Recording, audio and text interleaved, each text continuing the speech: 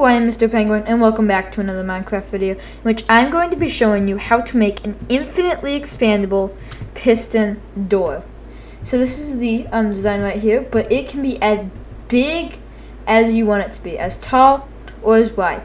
Now in this video, I'm only going to be showing you how to make it up to 30 wide, but it can be as tall as you want, but up to 30 wide. Because if you go longer than 30, you have to do some complicated redstone that I won't be showing in this video. But if you really want me to show that redstone, just tell me down in the comments below, and then I will make a second video on it. So anyway, as you can see, if I press this button,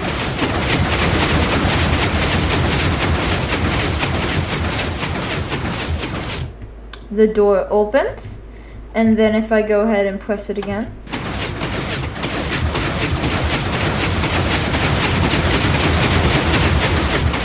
the door closes. And like I said, it can be as tall or as long as you want it to be, all the way up until your computer breaks or Minecraft crashes because of how many pistons and redstone is being fired at the same time. Okay, so to get this design started off, you want to go ahead and get obsidian or any other immovable block. The immovable blocks are any block that you can store items on. So then you want to go ahead and place your immovable block along however long you want the door to be. So I'm just going to make it 10.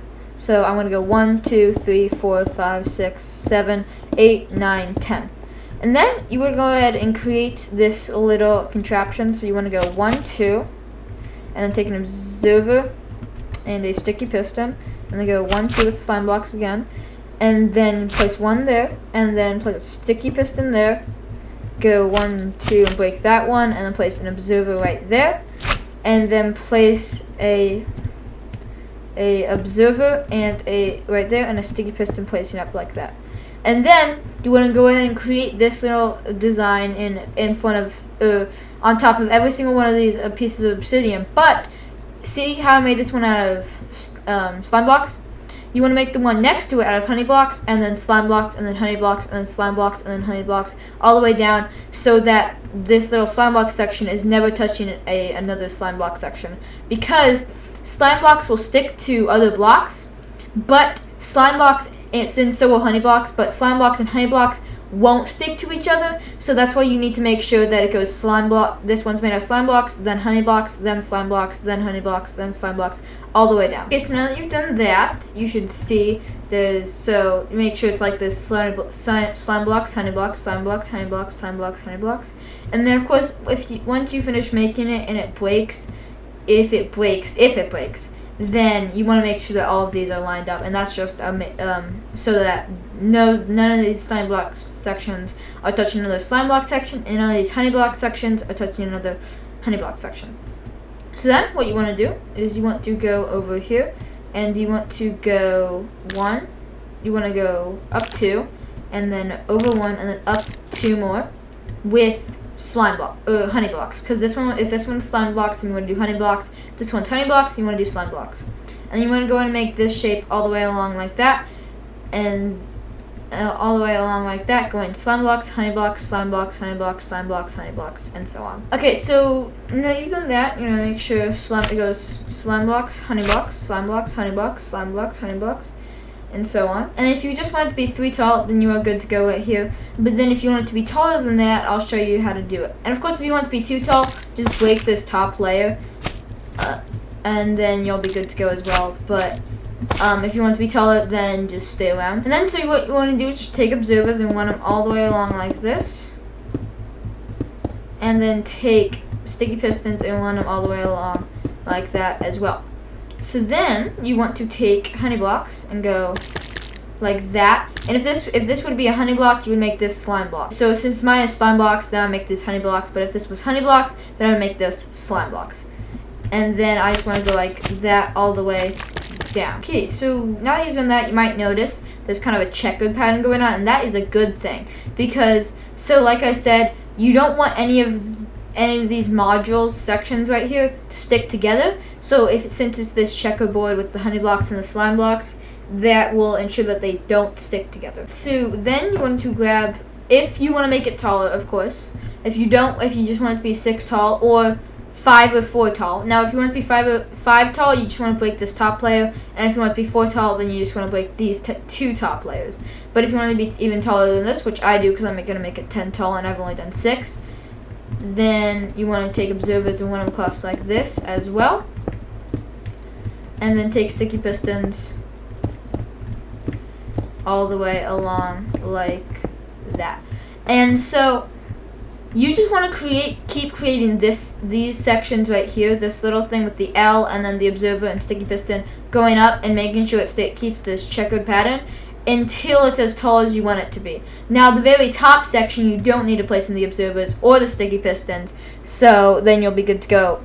So then you won't have to do that at the very top one, but you want to keep placing the observers and sticky pistons till you get to the top. Okay, so since this is going to be my final section, I'm going to go in and show you how to cap this off. And you might be thinking, well, you've only done, it's only 9 tall. Well, yeah, but I'm going to show you a simple thing to cap this off. Now, the block push limit is a total of 12. So there's going to be blocks in the front like this. And then since it is also the final one, there's going to be blocks right here so that you can have kind of a little thing to walk on. So since I want it to be, so that means I can make it, let's see, so 1, 2, so this is going to be, it has to be this one here and it has to be one there. And then so I can make it a total of 5 tall. So 1, 2, 3, 4, 5. And then you would see that, and then that there. That is a total of 1, 2, 3, 4, 5, 6, 7, 8, 9, 10, 11, 12. So that is a total of 12 tall. Now, I only want it, so this would make the whole thing 11 tall, but I only want it to be 10 tall, so I'm just going to remove this top layer. And so then all I have to do, so instead of having to add in another little set of them, or another observers and sticky pistons, and then making a whole other thing right here, I can just go like that. And so, which makes it a whole lot easier. So then I'm just going to go like this. Okay, so now that we've got all of these little sections placed in, and it's as tall as you want it to be, and remember, you don't want to count this little bottom one, this bottom strip here. It's any of these that is in this row. That's how tall it's going to be from here, all the way up to however tall you want it to be. So then you want to take whatever block you want the door to be. In my situation, I want it to be white concrete. And you want to go ahead and run it all the way. You want to cover this entire thing in a wall of concrete. Not anything below this line though, just everything above this and nowhere above this line. So from here all the way down to there. Okay, so now you've made your little square of whatever you want the block to be. You also want to go back here and then go like that, so that once the door is closed, you can go ahead and walk across it like this. And then you want to go ahead and, so I'm gonna have to make like a little section to actually stand on and place my button because I don't have one of those. But you might already have one prepared if you're making this on a survival world. Of course, if you are making this on a survival world, it will take up a bunch of resources. So just do be aware of that. And I haven't even got to this wall of observers that has to go back right there. Okay, so this is going to be the front of the door. So then I also am going to go ahead and make a frame. So the frame should be, you want to go, so my door is going to be 10. So I'm going to go up 1, 2, 3, 4, 5, 6, 7, 8, 9, 10. But then you want to go 1 up and then over 1, 2, 3, 4, 5, 6, 7, 8, 9, 10. And then go down here and go 1, 2, 3, 4, 5, 6, 7, 8, 9, 10. And then place one block right there. And then, nicely, when the door goes ahead to close, it will automatically stop when it hits this bar right here. But if you actually want to have a roof right here, you're going to have to make it your movable block. So I'm just going to go ahead and throw obsidian in all the spots that are necessary on when you're making this. Okay, so now that I've placed in all the obsidian, you can see it all right here. These are the places that you need to place in movable blocks because these are all the places that the slime and honey blocks will touch. And if they do touch it, they will grab onto that. But then the block push them will be overreached, and then it'll all stop unless it's your movable block. So make sure that all of these areas right there and then right around there, will all have an immovable block. And remember, all immovable blocks are anything that you can store items in. So I'm just using obsidian in this situation, but it could be blast furnaces, smokers, droppers, dispensers, even hoppers or chests, but that probably wouldn't look as nice. So yeah, all of those things are immovable blocks. So then you want to go down here, and then you want to place your immovable block in front of every single one of these pistons on this side. Okay, so now that we've done that, you want to go out 3, and then down 1 like that, and then go all the way along like that. And then you want to take redstone and go across like this, and then have a block here, redstone repeater there, and then you want to place a block here, and then a block like all the way to that, break all of those, place a sticky piston here, and a observer facing that way. And then you want to place down your button wherever you want it to go.